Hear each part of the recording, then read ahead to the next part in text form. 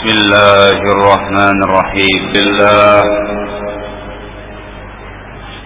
نحمده ونستعينه ونستغفره ونعوذ بالله من شرور أنفسنا ومن سيئات أعمالنا من يهده الله فلا مضل له ومن يضلل فلا هادي له وأشهد أن لا إله إلا الله وحده لا شريك له وأشهد أن محمدا عبده ورسوله يا أيها الذين آمنوا اتقوا الله حق تقاته ولا تموتن إلا وأنتم مسلمون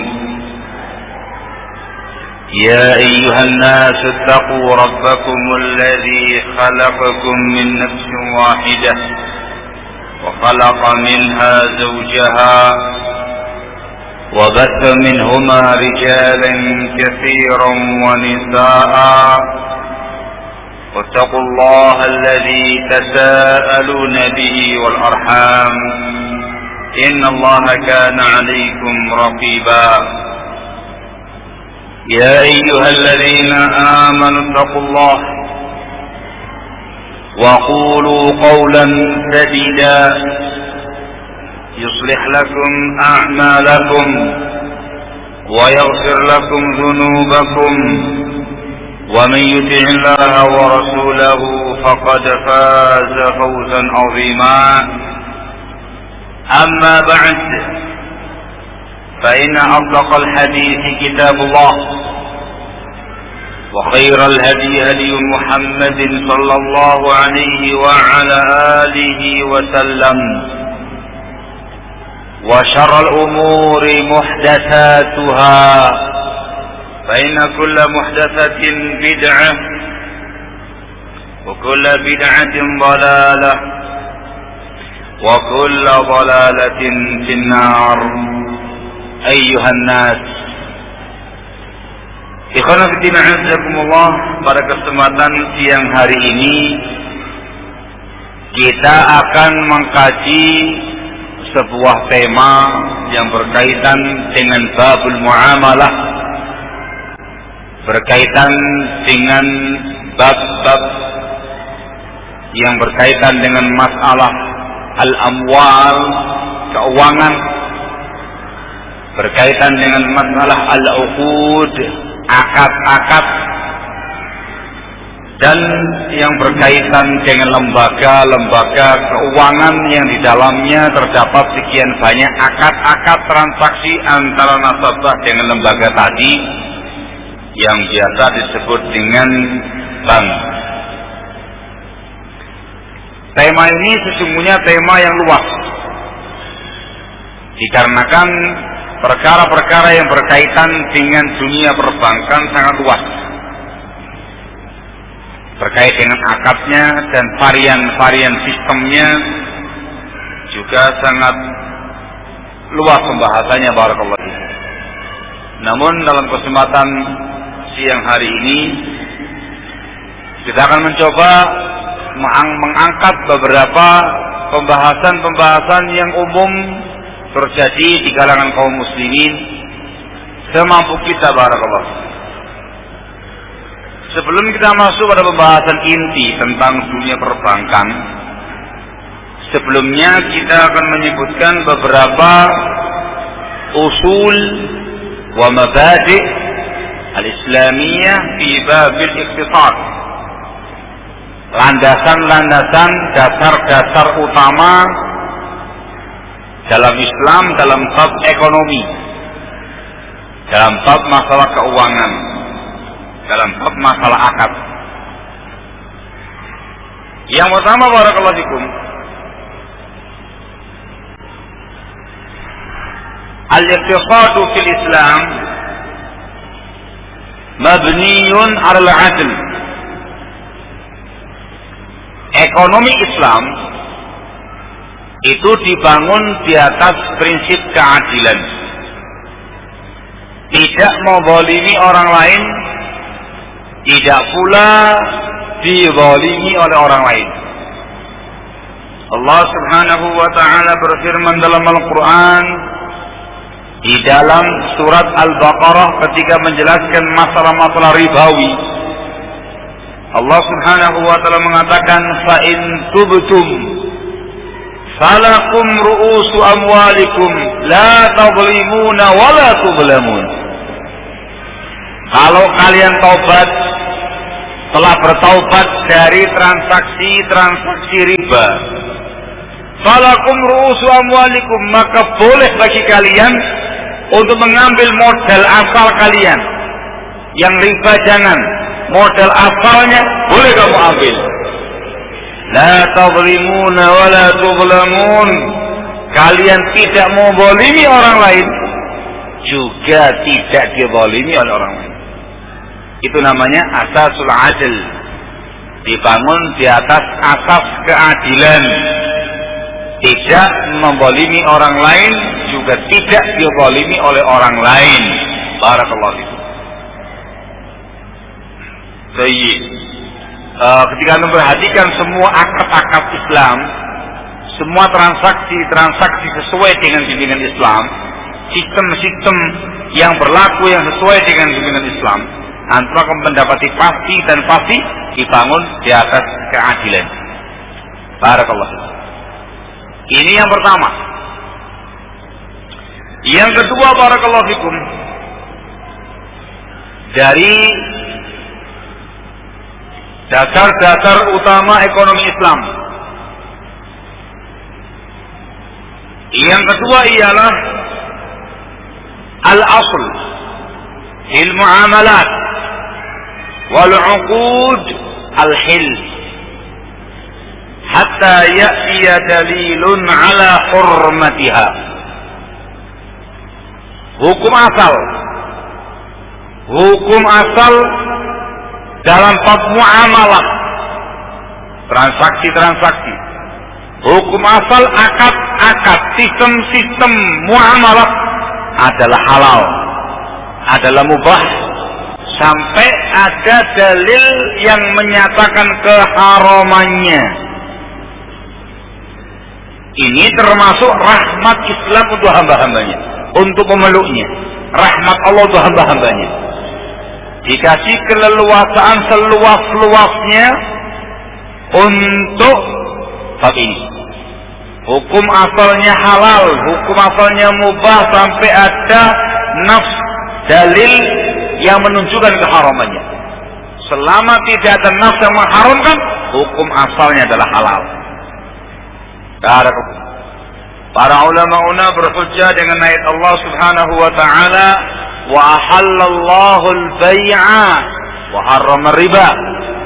Allah Subhanahu wa taala menghalalkan jual beli dan mengharamkan riba. Kata-kata al-bai', jual beli, umum, meliputi semua perkara yang berkaitan dengan jual beli, dengan perniagaan, dengan perdagangan, dengan yang namanya baik, jual dan beli. Yang diharamkan riba. Barakallahu fikum. Juga dengan ayat yang lain yang disebutkan juga dalam Al-Baqarah, Allah Subhanahu wa taala menyatakan dalam firman-Nya, "Huwallazi khalaqa lakum ma fil ardi jami'a." Dialah Allah Subhanahu wa taala yang barakallahu fikum menciptakan untuk kalian semua, halal, mubah untuk kamu semua yang ada di muka bumi.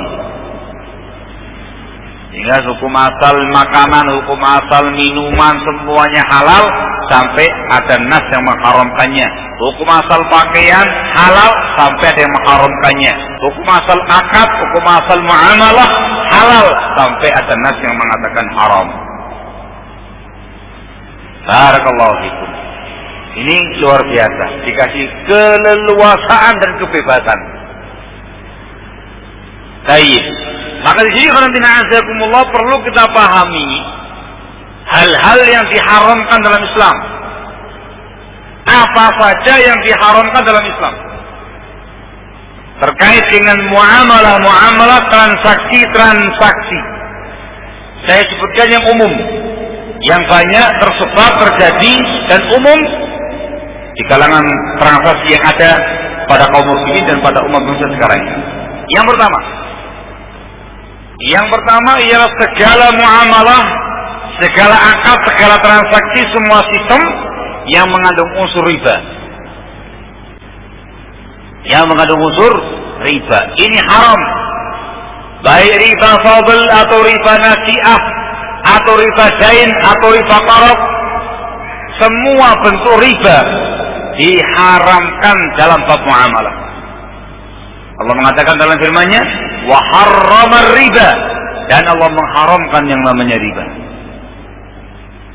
Rasul disebutkan dalam hadis yang sahih, Rasulullah sallallahu alaihi wasallam menyatakan, la'anallahu akilar riba wa mukilahu.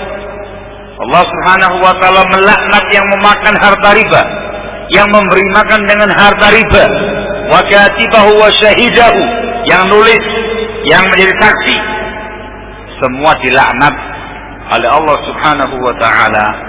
Ini menjelaskan kepada kita, barakallahu fikum, tidak boleh ada unsur riba dalam perkara muamalah, dalam perkara akad, dalam sebuah sistem. Ini pertama yang tidak boleh. Yang kedua, yang diharamkan dalam Islam ialah yang di dalamnya ada unsur aklu amwalin nasi bil batil, memakan harta orang lain dengan cara yang batil. Allah mengatakan dalam firman-Nya, wala ta'kulu amwalakum bainakum bil batil illa an takuna tijaratan an taradin minkum. Kalian jangan memakan harta-harta benda kalian di antara kalian dengan cara batil, kecuali kalau terjadi akad perniagaan saling ridha di antara kalian. Tegas ya Pak. Sehingga semua muamalah, semua akad, semua transaksi, ketika di situ ada unsur memakan harta orang secara zalim, memakan harta orang secara batil, dikatakan haram.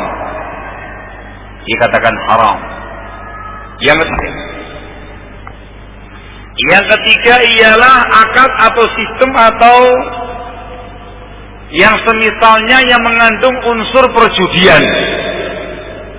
Ada unsur al-maisir. Maisir itu qimar, perjudian. Qaidahnya, tolong camkan baik-baik. Qaidah untuk mengetahui itu perjudian.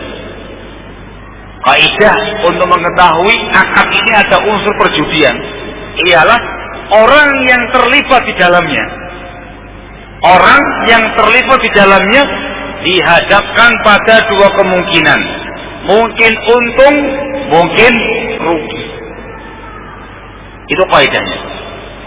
Muamalah apapun, akad apapun, transaksi apapun, sistem apapun, ketika ada unsur ini namanya judi. Yang terlibat, yang melakukannya dihadapkan pada dua pilihan, dua kemungkinan, mungkin untung, mungkin rugi. Itu yang namanya judi. Kalau untung semuanya, itu bukan namanya judi, itu namanya keuntungan dan laba. Rugi semuanya, nggak ada yang mau. Nah gitu ya. Yang dibahas ketika ada dua kemungkinan. Dua kemungkinan diistilahkan dengan mengandung unsur spekulasi tinggi. Mungkin untung, mungkin rugi. Semua transaksi yang mengandung unsur judi hukumnya haram. Dikarenakan yang namanya perjudian hukumnya haram. Barakallahu fikum. Innamal khamru wal maisiru rijsun min amal syaitan fajtanibuh. Yang namanya khamr, yang namanya perjudian, perkara yang haram, perkara yang jelek dari amalnya setan, maka jauhilah dia. Ada apa? Paham ya, Bang? Paham tuh? Nah, yang keberapa sekarang? Yang keempat, yang diharamkan dalam Islam ialah semua akad, semua muamalah, semua transaksi, semua sistem yang mengandung unsur gharar. Yang mengandung unsur gharar. Apa itu gharar? Yang namanya gharar ya ikhwan al-jahalah. Ketidaktahuan. Mungkin tidak diketahui barangnya apa. Mungkin tidak jelas apakah barangnya diterima ataukah tidak. Atau tidak jelas sampai kapan waktunya. Al-muhim ada unsur gharar, ketidakjelasan dalam akad tadi. Barakallahu fikum. Kalau dibahasakan seperti kata dalam tempurung, gitu ya. Melaksanakan sebuah akad, sebuah transaksi yang itu tidak tahu, abu-abu. Kita semuanya nggak ngerti barangnya kayak apa, akadnya kayak apa, bagaimana hasilnya, bagaimana waktunya, bagaimana spesifikasinya dan segala macamnya. Gharar. Atau tidak tahu. Ini dilarang ya, Mas. Nah, Nabi sallallahu alaihi wasallam an bai'il gharar. Nabi kita Muhammad alaihi wasallam melarang sistem jual beli yang mengandung unsur gharar. Dalam Sahih Muslim dari sahabat yang mulia Abu Hurairah radhiyallahu taala anhu wa arda. Paham ini? Hah? Yang berapa ya, Pak? Mau meneruskan yang ini aja. Ini diperbanyak. Ini faedahnya. Tatkala nanti kita menyinggung satu persatu transaksi sistem yang ada di dunia perbankan, ketika saya menyebutkan alasannya ini, antum nyambung. Paham ya? Aywa. Yang kelima. Yang kelima, barakallahu fikum, dari perkara-perkara yang diharamkan dalam Islam ialah akad atau muamalah atau transaksi atau sistem. Di situ ada unsur menjual belikan sesuatu yang belum diterima. Menjual belikan sesuatu yang belum diterima. Baik, nah Nabi sallallahu alaihi wa alihi wasallam an bai'i ma lam yuqbad. Rasul melarang jual beli sesuatu yang belum diterima sama kita. Ini nanti kaitannya dengan sistem dropship. Barakallahu fikum. Sedikit bocorannya. Barakallahu fikum. Yang berikutnya barakallahu fikum ialah akad atau muamalah yang di situ ada unsur dari ma la yamlik. Menjual belikan sesuatu yang bukan miliknya. Menjual belikan sesuatu yang bukan miliknya. Itu. Yes. Ini beberapa poin penting barakallahu fikum yang dilarang dalam Islam. Nah, sehingga hukum asal transaksi, hukum asal akad muamalah sistem yang berkaitan dengan bab muamalah itu hukumnya halal, hukumnya mubah kecuali yang ada nas pelarangannya. Ada 6 poin tadi ya. Ada 6 poin yang dilarang dalam Islam. Barakallahu fiikum. Asas yang berikutnya. Apa ini? Asas landasan ekonomi Islam yang berikutnya. Yang berapa ya, Pak? Ayo. Yang ketiga. Baik. Asas ekonomi Islam,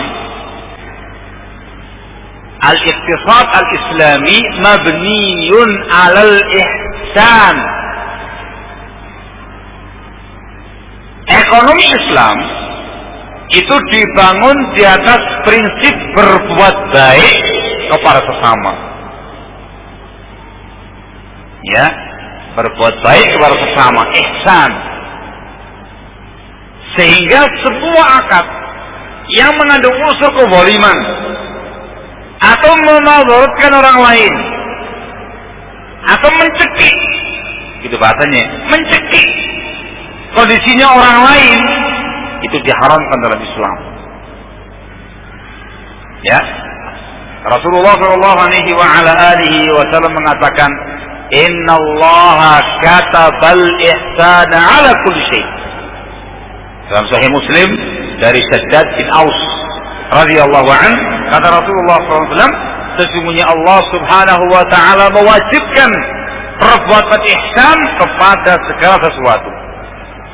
Barakallahu. Dalam bab akad ini masuk dalam kategori pinjam meminjam, utang piutang dan yang semisalnya. Allah Subhanahu wa taala mengatakan dalam firman-Nya di Al-Baqarah yang membahas masalah riba, Allah mengatakan wa in kana dzu usratin fanadhiratun ila maisarah. Kalau orang yang berhutang itu orang yang kesulitan, pailit, tidak bisa membayar hutang, fanadhiratun ila maisarah, maka dia dikasih waktu tenggang. Dikasih waktu tenggang sampai dia mampu. Hanya sampai dia mampu. Itu menunjukkan apa ya Pak? Niatannya bantu. Niatannya berbuat baik kepada sesama. Niatnya bukan untuk mencekik dia atau mengambil keuntungan dalam kesempitan atau keuntungan dalam kesempatan. Bukan juga dalam rangka untuk menganakkan uang. Barakallahu. Naam. Ada beberapa poin penting barakallahu fikum dari dasar-dasar ekonomi Islam. Tentunya dikarenakan aromanya Islam tidak boleh sedikit pun menyentuh barang-barang haram. Transaksinya barang yang diakadkan haram. Haram. Halal, akhwan. Malah haram. Tidak boleh haram, harus halal. Barangnya halal, dalam usaha yang halal, proyeknya halal, semuanya halal dalam kode yang halal. Yang mubah tidak boleh dalam perkara-perkara yang haram. Walaupun akadnya halal, tapi yang diakad haram tidak boleh. Antum riba, penjual riba, tapi yang diperjualbelikan khamr tidak boleh. Nah gitu ya. Hadza huwa. Ayo. Ini semua ikhwan adalah landasan utama yang dianggap penting barakallahu fikum terkait dengan bab muamalah Islamiyah atau iqtisadul Islami, ekonomi Islam barakallahu fikum. Apabila ini semua dipahami, maka sekarang kita akan membahas barakallahu fikum masalah-masalah yang banyak terjadi dalam dunia perbankan, baik yang konvensional ataupun yang syariah. Baik, kita mulai dari yang namanya sistem pinjam meminjam. Baik, pinjam uang di bank. Hukumnya apa ya ikhwan? Kok diem saja? Hukumnya apa ya ikhwan? Kok diem? Hukumnya apa ya ikhwan? Hah? Mubah. Masya Allah. Nah, itu namanya dia menggunakan kaidah asal. Betul itu ikhwan? Hukum asal pinjam uang di bank itu adalah mubah. Dikarenakan itu babnya muamalah. Hukum asal muamalah adalah mubah. Baik. Sekarang bagaimana sistem pinjam uang di bank? Dirinci. Rincian yang pertama, nasabah datang ke pihak bank. Banknya bank konvensional. Jadi bantu Pak. Oh iya, saya ingin pinjam uang di bank ini. Bank apa ya Pak? Bank konvensional, bank apa ya Pak? Bank apa ini? Terserah tuh mau Bank Mandiri, BRI, BCA, BNI, bank apalagi Niaga, bank Albuhin. Pinjam berapa Pak? Saya pinjam nggak banyak-banyak, 100 juta saja. Oh iya, iya Pak. Tempo berapa lama Pak? Tempo setahun lah. Ini Pak, dihitungkan uangnya. Masya Allah. Ini Bapak pinjam kepada kami uang 100 juta. peraturan di bank kami bunganya 1 bulan adalah 2% atau 5% atau 1%, terserah antum sudah. 1% dari yang bapak utang tiap bulannya bapak harus membayar bunganya sekian persen. Nah, selama tahun. Sudah, antum dikasih duitnya 100 juta. Nanti antum tiap bulannya nyetor. Misalkan sebulannya diminta untuk nyetor sekian puluh juta plus bunga 2%. Plus bunga 1%, 5%. Jadi, apa hukumnya akad semacam ini? Yang keras. Kenapa kok haram? Kenapa kok haram? Karena ada unsur kelebihannya. Anda harus tahu. Dalam Islam barakallahu fikum yang namanya akad pinjam meminjam, utang piutang itu dibangun di atas dasar membantu, bukan menganakkan uang. Hutang 100 juta bayar 100 juta. Fungsinya adalah untuk membantu sesama. Ketika dia pailit, kesulitan, maka harus dikasih tenggang waktu. Wa in kana dzu usratin fa nadhiratun ila maisarah. Kalau sulit membayar, dikasih tenggang waktu sampai dia mau. Masya Allah. Paham belum? Riba. Yang riba yang mana ini? Yang riba yang mana ini? Yang bunga 2% tadi atau 1%-nya atau 5% yang lainnya. Bunganya itulah yang riba. Paham tuh? Kalau antum tobat dengan taubatan nasuha, antum boleh pegang 100 jutanya, bayarkan kepada pihak bank, bunganya jangan. Paham tuh? Nah, wow. Transaksi yang kedua, tadi kan contoh pertama, bayar utang 100 juta, bayar 100 juta, tempo setahun, salah, tidak ada A, nggak ada B, nggak ada apa, bayar 100, utang 100, bayar 100, tempo setahun, hukumnya apa ya kan? Hukumnya apa? Hukumnya halal. Jangan ragu-ragu. Jangan lihat bang langsung haram dah. Kalau begini modelnya, hukumnya halal. Tidak ada masalah.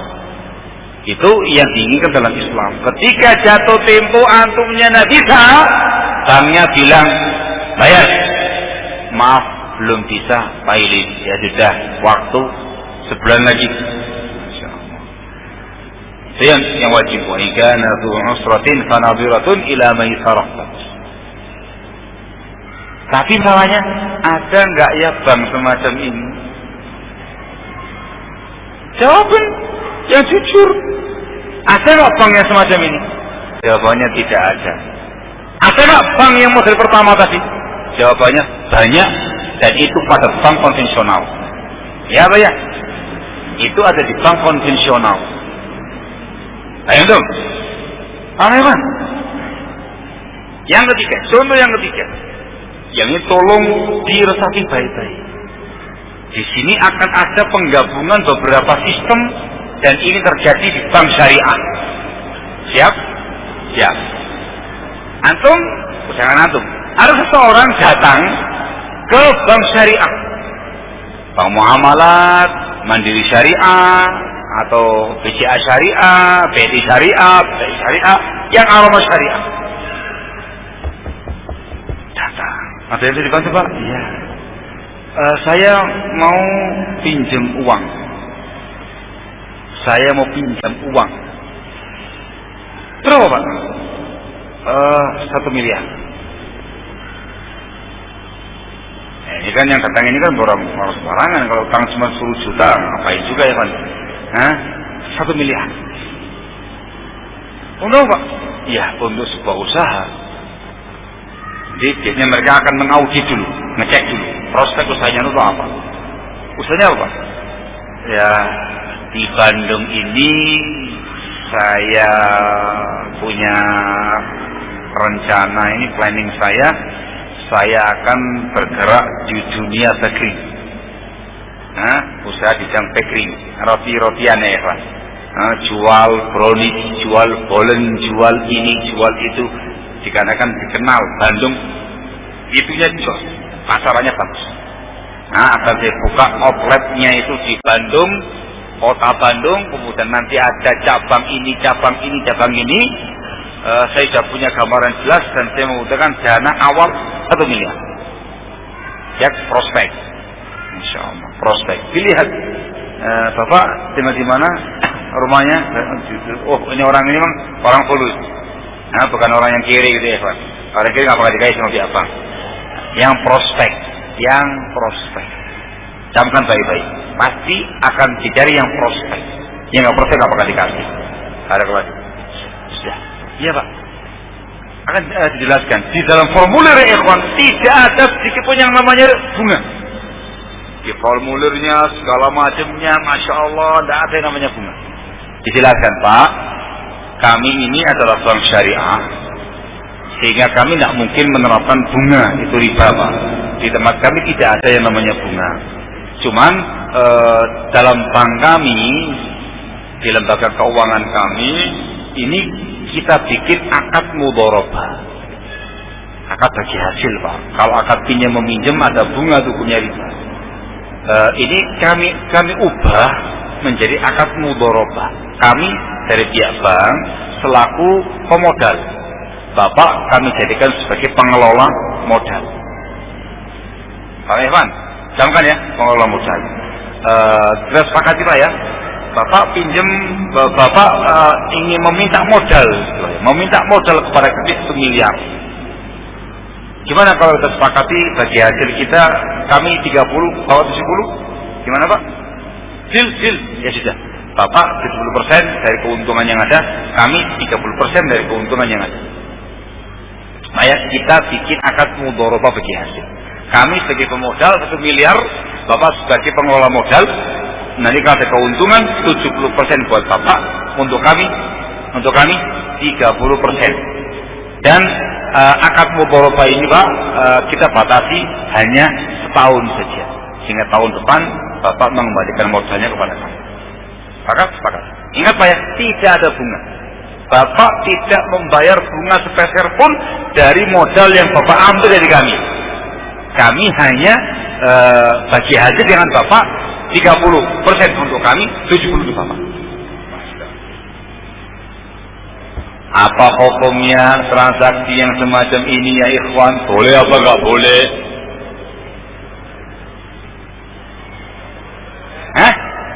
Boleh. Kenapa kok boleh? Dikarenakan akadnya mudharabah. Betul. Dalam fikih Islami, yang namanya mudharabah itu boleh. Bagi hasil itu boleh. Yang namanya mudharabah, ada pemodal yang punya duit, ada pengelola yang mengelola uang tadi itu, ada laba kalau ada laba, ada modalnya. Ada pemodal, ada pengelola, ada modal, ada usaha. Nggak ada masalah. Kayak gitu ya? Luar biasa. Nggak ada masalah. Nggak ada bunga sedikit pun. Barakallahu fikum. Masya Allah. Boleh kan? Pak Jiwnya, boleh kan? Bagi rugi mana? Ini bagi hasil loh, bukan bagi rugi apa? Nah dulu, saya mau menanyakan akad yang tadi itu loh, boleh atau nggak boleh? Ada masalah ya Pak? Antum harus adil. Jangan gara-gara bank semuanya nggak boleh. Sama sekian nggak ada masalah. Boleh. Sudah. Antum usaha. Ternyata masya Allah laris manis. Antum punya usaha bakery namanya Al-Barokah. Masya Allah. Al-Barokah Bakery luar biasa. Laris manis. Di Bandung sampai antum punya 20 outlet. Melebar, Bogor, Garut, Jakarta, 100 outlet. Laris manis. Omsetnya antum dalam sebulan 10 miliar. Omset. Baru omset. keuntungan antum bersih dalam sebulan pertama dari bulan pertama ya Pak, antum untung 1 miliar. Omset sama untung beda. Laba bersih 1 miliar. Insya Allah. Apa sekarang tanggung jawabnya antum? Kok diem? Bagi hasil dong. Ada hasilnya. Ya bukan bagi rugi namanya. Bagi hasil. 30% dikasihkan kepada pihak bank syariah. 70% untuk antum. Antum dapat 700 juta dan bank syariah mendapat 300 juta sebulan. Bagi hasil ya. Sama-sama menguntungkan, ada untungnya loh. Nah, bulan kedua, Masya Allah, omsetnya antum wah luar biasa. Laba bersihnya antum 3 miliar bulan yang kedua. Wih, luar biasa. Antum kasihkan 30% untuk bank syariah, 900 juta untuk bank syariah, 2,1 F untuk antum.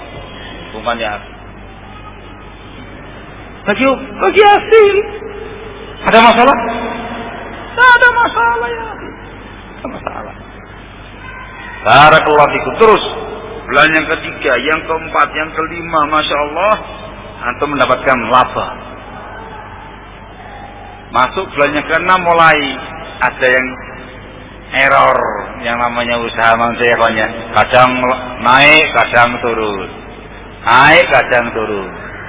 Pada bulan yang keenam mengalami suatu kondisi yang di luar juga. Merosot semuanya, nggak tahu ada apa ini. Tapi masih ada laba. Laba antum bulan itu adalah 100 juta. 30 juta dikajikan bank syariah, 70 juta masih untuk antum. Nah gitu ya. Masya Allah. Aku lagi membenahi. Ada apa ini? Bulan yang ke-7 tak tertolong. Meluncur dengan derasnya kerugiannya antum.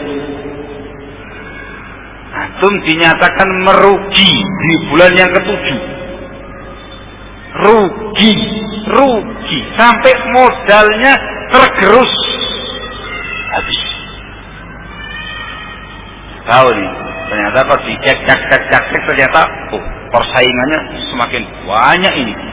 Punya kamu Al-Barokah. Di sana ada Ar-Rahmah, di sana ada Asy-Syifa, ini ada Al-Karimah, Al-Karomah, macam-macam itu, punya nama semua itu, artinya terjun bebas, rugi. Dinyatakan rugi. Itu nggak bisa nyetor kan gitu ya. Tumben ini didatangi sama pihak bank syariah.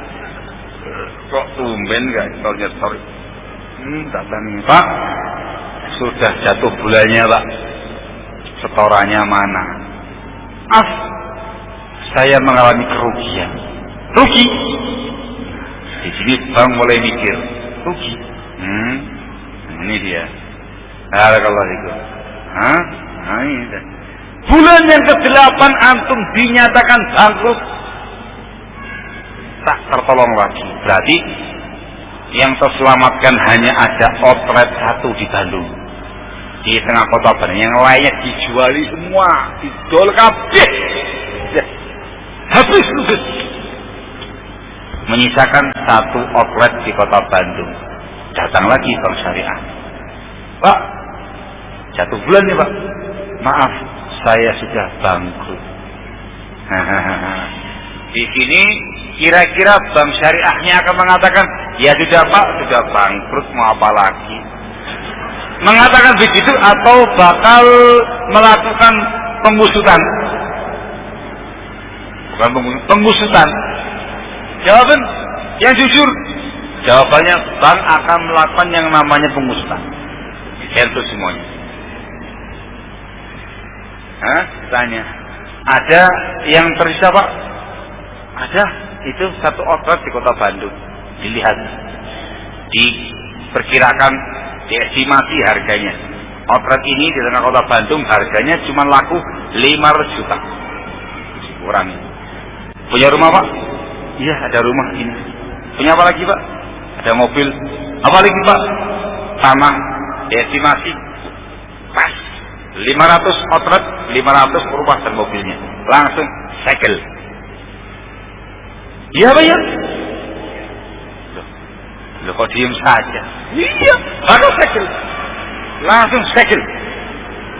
Dikarenakan dinyatakan bangkrut segel, Bapak harus mengembalikan 1 miliar yang Bapak ambil modal dari kami. 1 miliarnya Pak. Dikarenakan bahwa punya ini kami segel semua, akan kami jual, akan kami lelang untuk mengembalikan 1 miliar modal kami. Ya Pak ya? Iya. Juali semua, balik 1 miliarnya. Masya Allah. Ini kondisi pertama. Kondisi kedua, ternyata nasabahnya bangkrut. Tidak menyisakan apapun dari harta bendanya.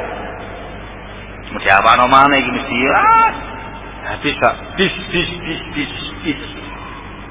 Saya sekarang kontrak, nggak mungkin Bapak melelang kontrakan saya. Dimarahi oleh dia yang punya kontrakan ini.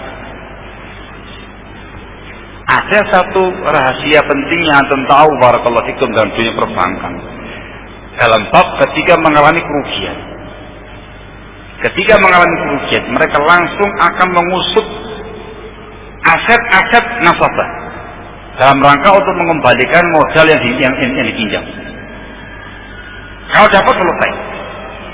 Kalau nggak dapat, ada langkah kedua yang mereka tempuh. Anda harus paham. Mereka akan menghubungi Bank Dunia, ya, Bank Internasional, dalam kesepakatan bersama dalam dunia perbankan.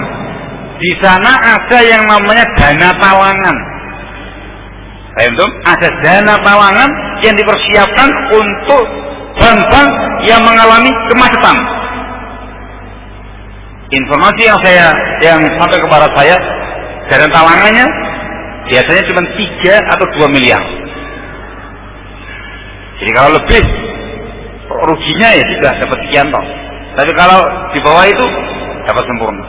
Dikarenakan yang antum pinjam cuma 1 miliar, maka bank langsung menghubungi Bank Dunianya mendapatkan dana talangan 1 miliar. Modalnya balik, antumnya bangkrut. Ini kenyataan yang ada. Pertanyaan saya, apa hukumnya sistem mudharabah yang demikian keadaannya? Kenapa kok haram nggak pakai bunga kok?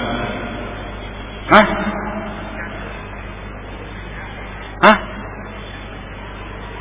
Apalagi merugikan antum dari kemarin untung 1 miliar, 2 miliar setengah dan segala macam, itu apa namanya itu? Hah? Kami tidak meminta antum membayar bunga. Tidak ada bunga sama sekali. Hah? Nah, di sini pentingnya antum memahami yang namanya akad mudharabah.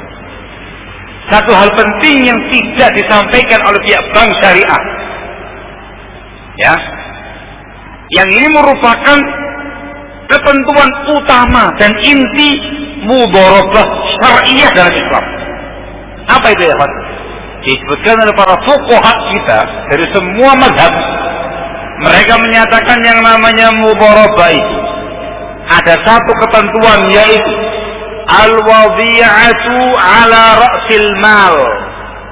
Yang namanya kerugian dalam akad jual beli, kerugian dalam akad mudharabah itu ditanggung oleh modal. Tolong camkan baik-baik. Sistem bagi hasil yang syar'i dalam Islam, kerugian itu ditanggung oleh modal, bukan pengelola modal. Jadi ketika nasabah itu bangkrut, ternyata modalnya masih ada, balik. Atau sisa separuh sedikit, balik. Tetapi ketika modalnya itu betul-betul habis, maka habis juga modalnya. Sang pengelola tidak dapat apa-apa, sang pemodal hilang modalnya, nggak dapat apa-apa.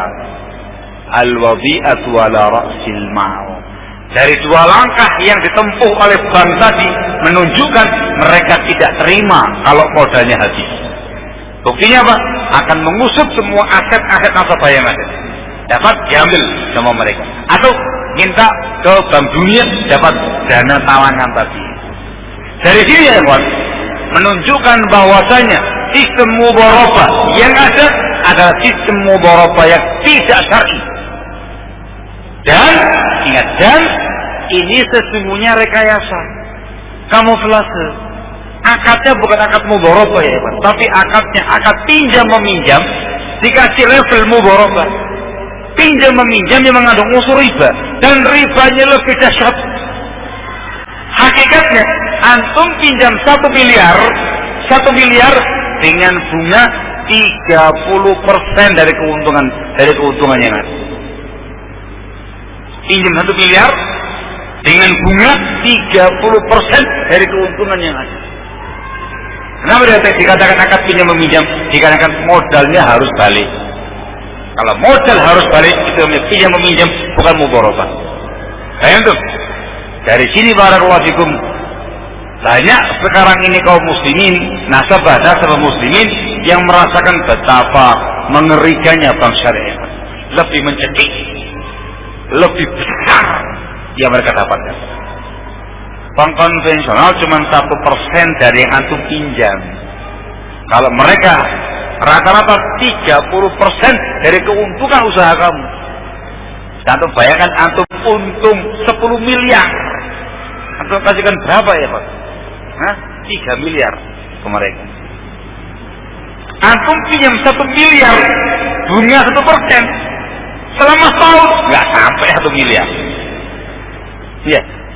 Dari sini sistem mudharabah yang ada di dunia perbankan syariah dinyatakan riba dan syariah. Boleh kalau tidak ada langkah-langkah tadi. Rugi bersama, untung bersama. Barakallahu fiik. Itu yang syar'i. Ketika untung bersama, rugi ditanggung pemodal, rugi ditanggung pengelola, ini hukumnya riba. Yang betul, rugi ditanggung modalnya pemodal. Paham ya kawan? Sistem mudharabah yang ada dalam bank syariah dinyatakan tidak syar'i. Dan ini dalam bank syariah ya kawan, masuk dalam akad pinjam meminjam. Ketika antum pinjam uang di bank, dibalik akadnya mudharabah, tapi demikian asasnya. La yajuz, hukumnya haram. Kalau bank konvensional jelas pinjam bunga sekian, jelas ribanya. Paham ya kawan? Paham ini? Sudah jam 2:30. Lihat.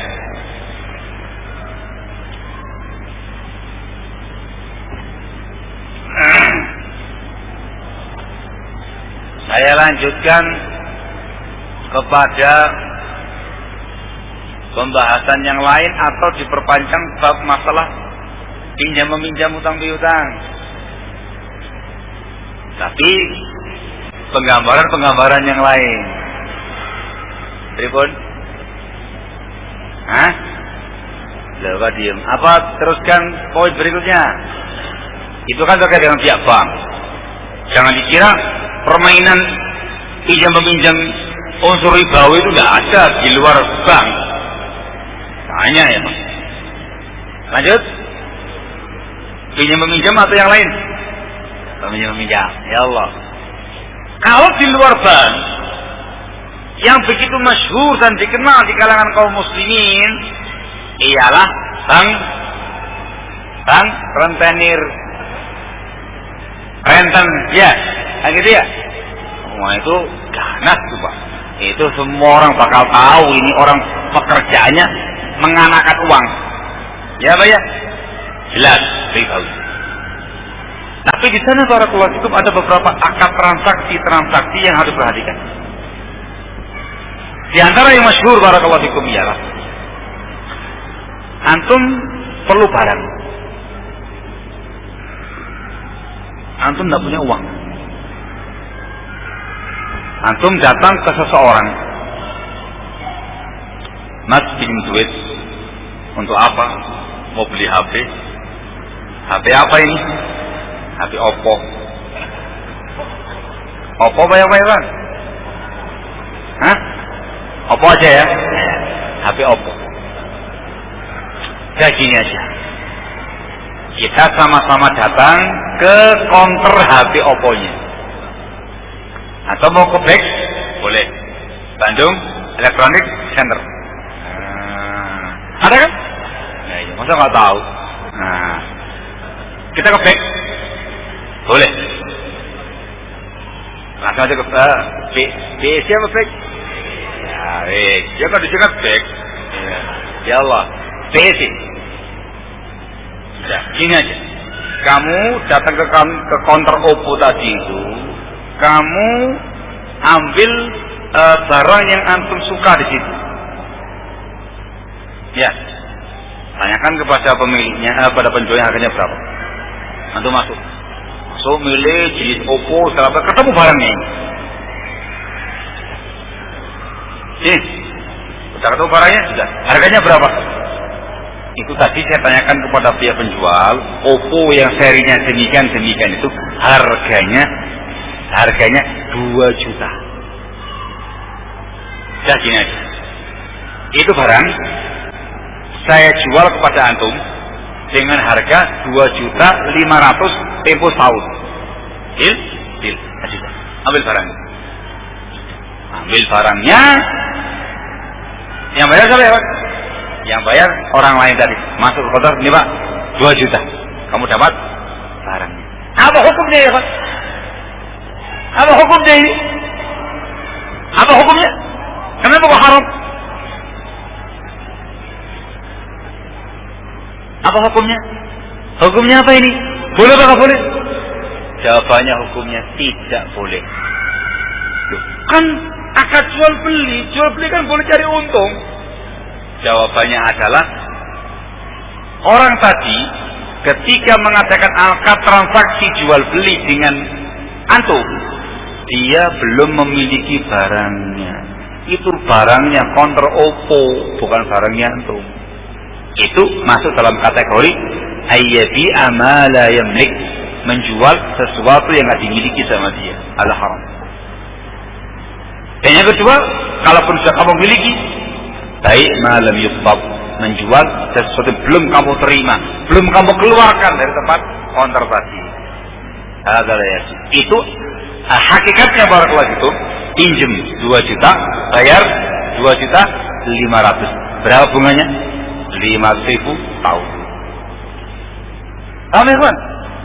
Jadi banyak sekali hal-hal yang berkaitan dengan unsur pinjam meminjam utang piutang yang mengandung unsur riba. Ingat, dalam bab ini prinsip Islam ialah dibangun di atas dasar ihsan, berbuat baik kepada sesama, membantu sesama, bukan untuk mencari laba, bunga, faedah atau sifat. Paham ini ya Pak? Paham ini? Masya Allah. Yang berikutnya lagi, antum datang ke kantor Pegadaian. Jangan dikira singkat, pembahasan panjang ya Pak. Itu masih utang piutang semuanya ya Pak. Antum datang ke kantor Pegadaian. Ngapain ya Pak? Pinjam uang dengan menggadaikan barang sebagai jaminan. Itu namanya rahn atau pegadaian. Kalau tanpa jaminan namanya utang-utang biasa. Dengan jaminan antum namanya pegadaian. Datang antum, lagi butuh sini. Antum memiliki sebidang sawah. Di wilayah Jawa Barat banyak sawahnya ya Pak. Ya. Serius Pak? Nah. Oh, saya mau pinjam duit. Berapa Pak? Saya pinjam duit sekitar 25 juta tempo setahun. Jaminannya Pak? Ini sertifikat sawah saya. Sawah saya di daerah Cimahi ujung itu ada sekitar 1 hektar sawah. Iya Pak. Pak, kami ini adalah pegadaian syariah Pak. Jadi tidak ada bunga sedikit pun dari kami. Ini karena kami punya moto yang sangat jelas, menyelesaikan masalah tanpa masalah. Gitu ya? Ya Pak ya? Tolong Pak ya, tidak ada bunga. Bapak pinjam 25 juta, tempo tahun, nanti tahun depan tanggal sekian, Bapak kembalikan 25 juta. Tahu Pak? Tanpa bunga. Kalau pegadaian konvensional ada bunganya ya Pak, 1%, 2%, ini tanpa bunga. Tanpa bunga. Makasih Pak, diurus segala macamnya sudah cair 25 juta. Maka dikasih waktu berapa jam selesai. Profesional dan terpercaya.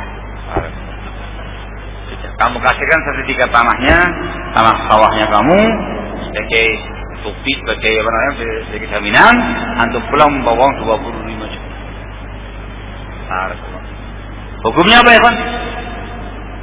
Hukumnya apa ini? Kok diam? Hukumnya? Jangan ragu-ragu. Hukumnya boleh.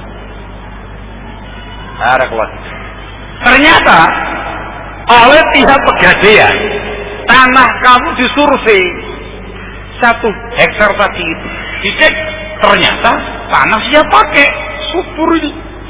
Kelihatan ini bekas dikasih jadi ditanami tanaman sawah padi.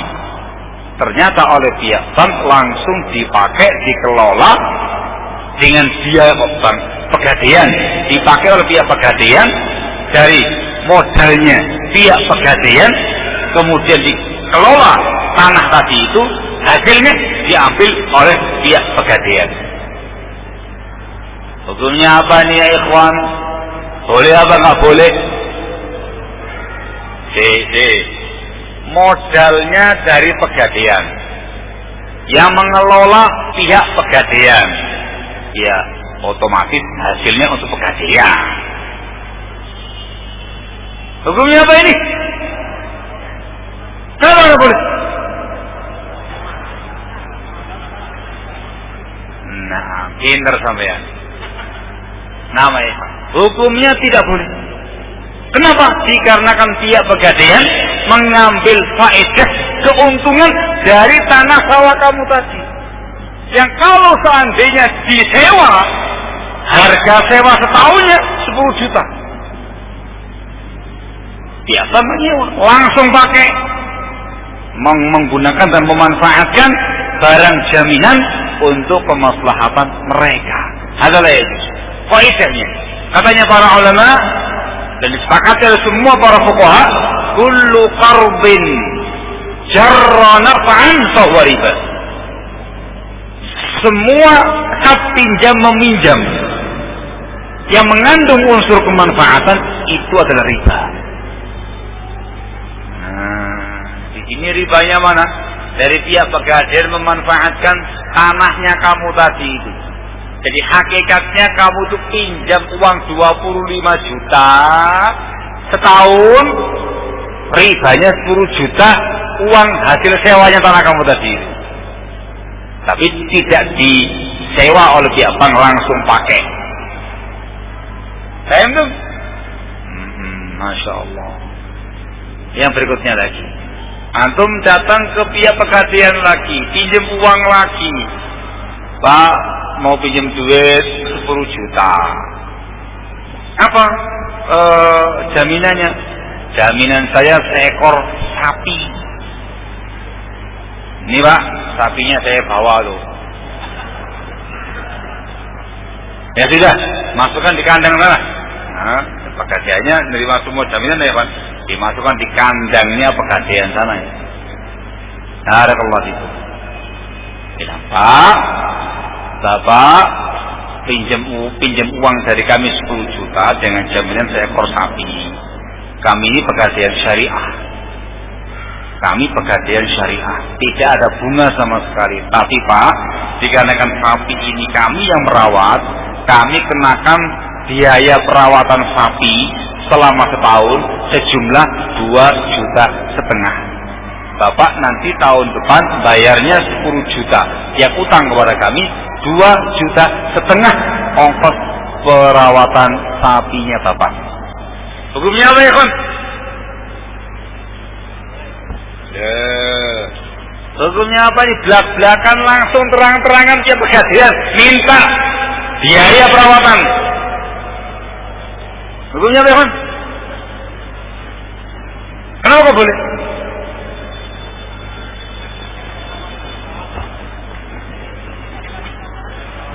Masya Allah. Hinder sampai. Bagus. Makanya jangan langsung asal haram, enggak. Cek. Salah satunya, Pak, dikarenakan barang jaminannya, barang yang harus dirawat, maka pihak pegadaian dikasih hak untuk meminta biaya perawatan sesuai dengan yang berlaku saat itu.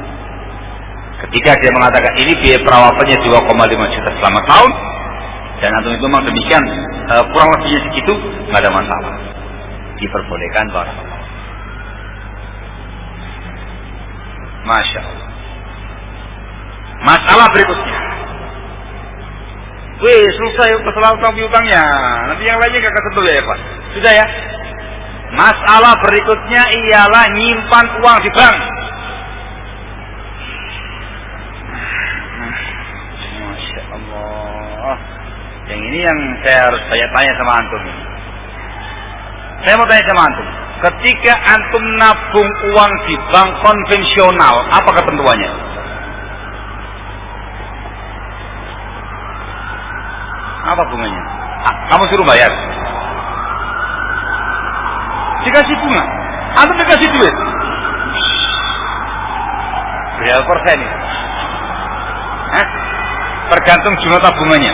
Semakin banyak yang ditabung, semakin besar. Dari mana itu?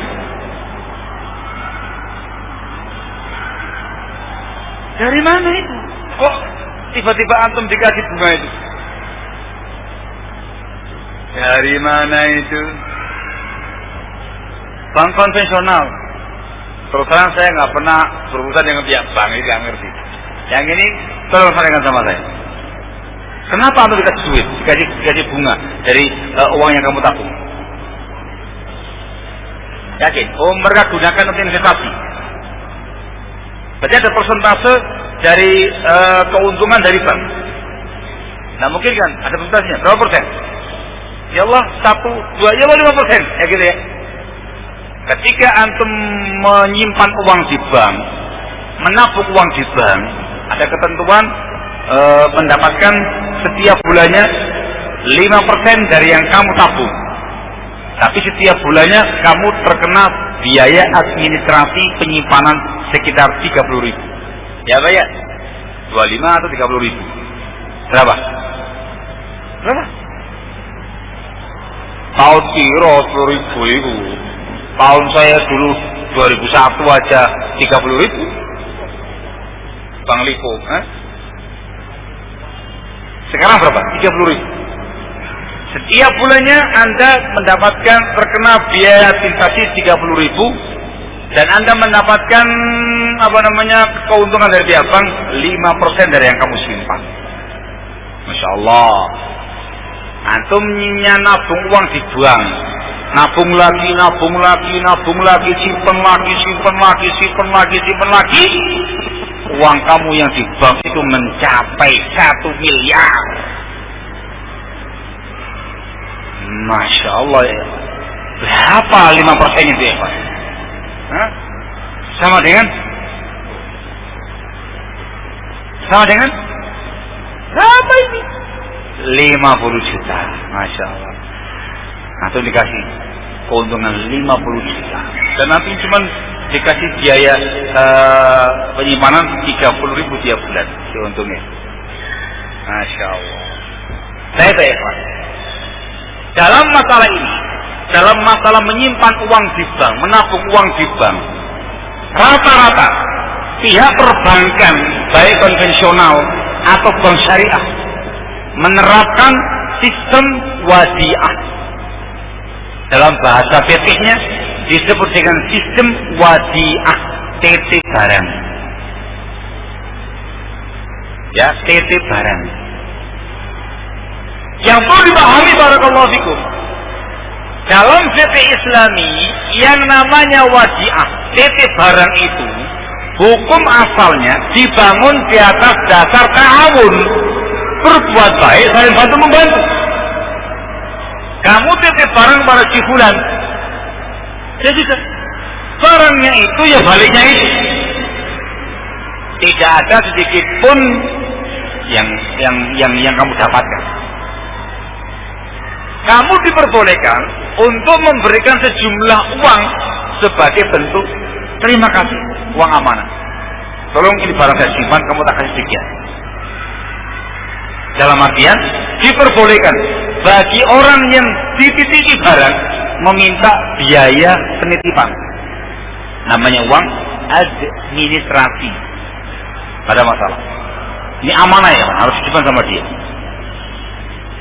Paham belum? Hanya sampai sini yang namanya sistem wadi'ah, simpan menyimpan, titip menitip dalam fikih Islam. Prinsipnya adalah berbuat ihsan, berbuat ta'awun, berbuat baik dengan sesama. Paham belum? Wadi'ah tadi akan berubah menjadi sebuah sistem titip menitip, simpan menyimpan yang ribawi. Ketika barakallahu fikum, orang yang dititipi barang menginvestasikan barang tadi, mengambil kemanfaatan dari barang tadi untuk keuntungan dia pribadi. Dia dititipi barang apa ya Pak? Yang kira-kira bisa dimanfaatkan ya Pak? Kalau dulu itu, apa ini? Hah? Ya Allah, nggak usah bahas sekarang sudah. Dititipi barang yang namanya uang, titip uang, simpan uang. Ternyata uang itu digunakan untuk investasi pada usahanya orang yang dititipi tadi. Keuntungan dari investasi tadi ternyata barakallahu fikum diambil dan dimanfaatkan oleh orang yang dititipi barang, dititipi uang. Adalah yajuz. Ini hukumnya tidak boleh barakallahu fikum. Kenapa? Dikarenakan li'annahu ya'kulu amwalan nasi bil batil. Dikarenakan dia memakan harta orang dengan cara yang batil. Dia memanfaatkan harta orang dan hasilnya dia makan dengan cara yang batil. Dia nggak punya hak atas uang tadi. Tidak punya hak atas uang tadi barakallahu. Nah, ini yang nggak boleh ya Pak. Sehingga ketika antum datang ke bank konvensional, nabung uang di sana, dan antum dikasih bunga, itu berarti uangnya antum itu diinvestasikan oleh pihak bank untuk sebuah usaha proyeknya mereka, dan antum dikasih keuntungan sekian. Itu jelas dalam fikih Islami disebut dengan bunga bank, bunga dari uang yang antum tabung. Nggak boleh kamu ambil. Ingat, tidak boleh kamu ambil. Itu bahasanya. Bukan berarti tidak boleh menyimpan uang di bank. Paham tuh? Tidak boleh kamu ambil. Dan tindakan bank yang menginvestasikan harta nasabah tadi untuk kemaslahatan bank, itu hukumnya haram, hukumnya riba, dikarenakan memakan harta orang dengan cara yang batil. Nah itu. Dan ini sistem yang diperlakukan di bank syariah, menggunakan sistem wadi'ah. Wadi'ah ma'al istismar adalah ya. Pertanyaannya adalah, tidak usah panjang-panjang Ustaz, apa hukumnya naruh uang di bank? Saya nggak mikiri bunganya Ustaz. Yang penting apa hukumnya naruh uang di bank? Apa hukum menyimpan uang di bank? Di sini ada perincian di kalangan para fuqaha kita dan para ulama kita, terutama zaman sekarang ini. Ringkasnya barakallahu fikum dari fatwanya para imam, para ulama besar zaman sekarang ini, fatwanya Syekh bin Baz rahimahullah, Syekh bin Utsaimin rahimahullah, fatwa-fatwa perkumpulan fikihnya para ulama zaman sekarang ini menyatakan menyimpan uang di bank itu hukumnya diperbolehkan dengan persyaratan. diperbolehkan dengan persyaratan. Yang pertama, khawatir uang kamu tadi hilang atau tercuri. Hilang atau tercuri. Bahasanya dalam kondisinya darurat. Paham ya? Taruh di rumah rawan. Uangnya kamu Masya Allah jutaan, puluhan juta, ratusan juta, miliaran. Kalau taruh di rumah itu bisa untuk mandi deh, Pak. Banyak gitu ya. Nah, ini rawan. Maka antum taruh uang itu di bank.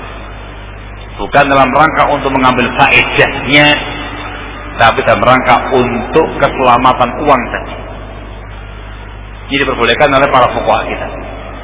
Yang kedua, ini pendapat sebagian ulama kita, tidak diperbolehkan mengambil bunganya.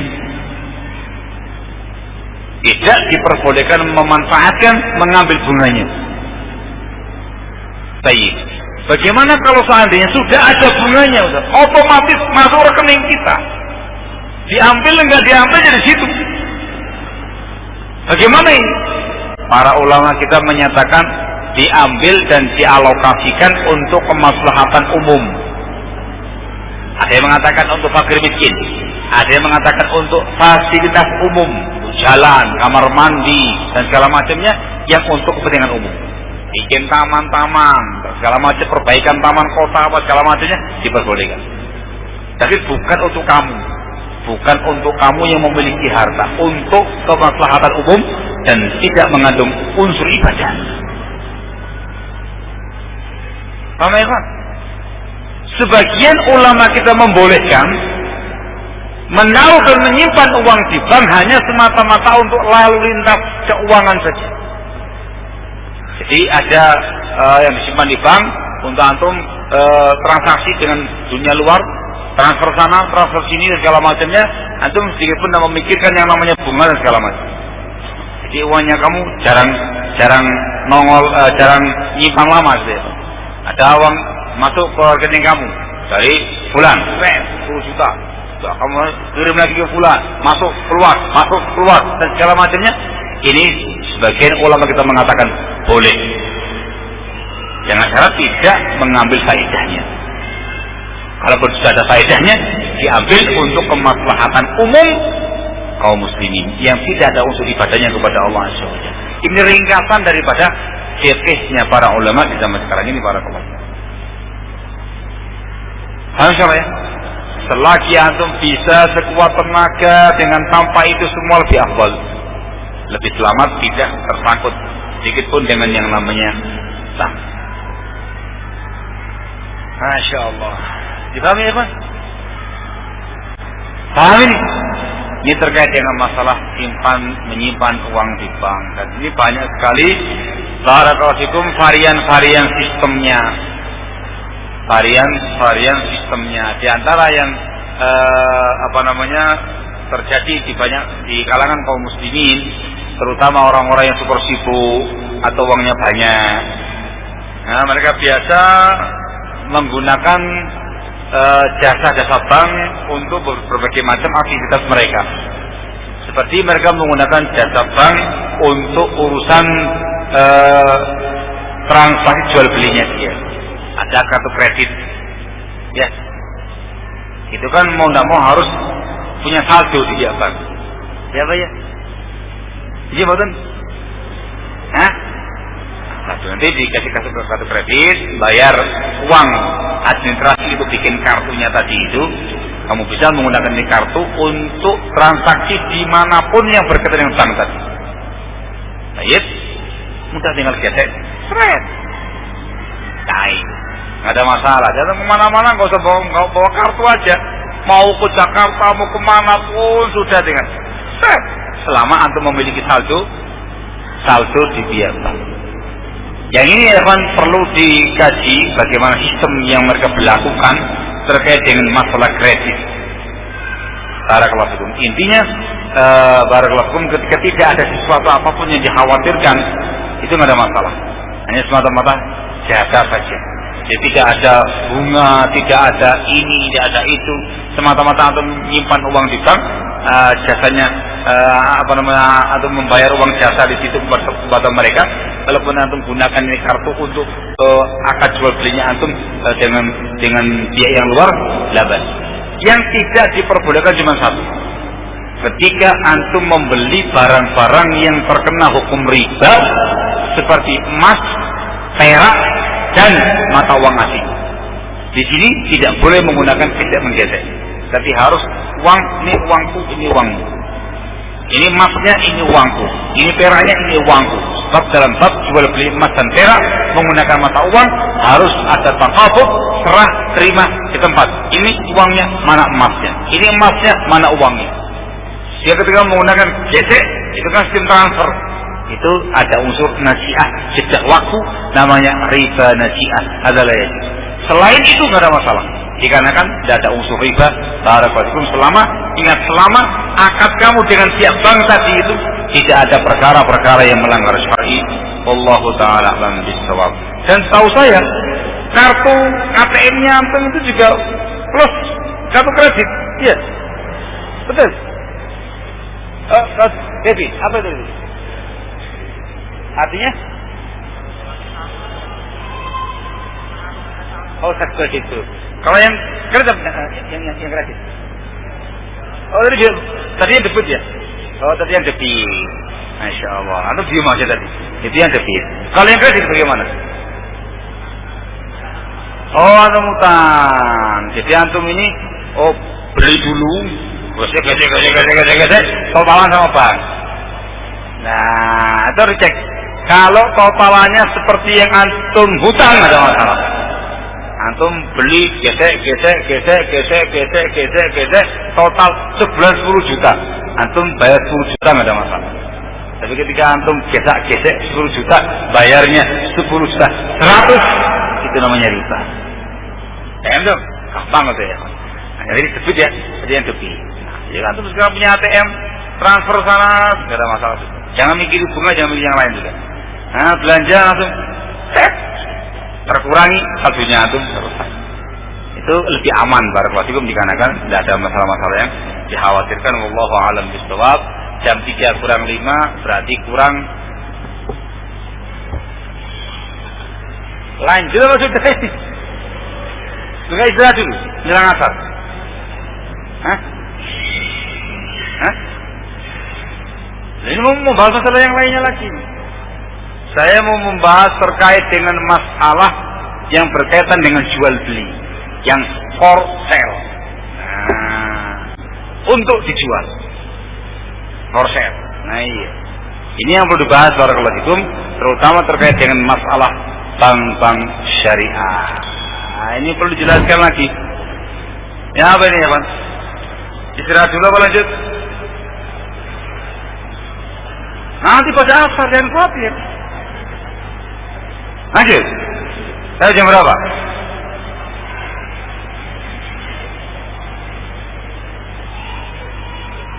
Nah itu makanya kurang berapa jam lagi.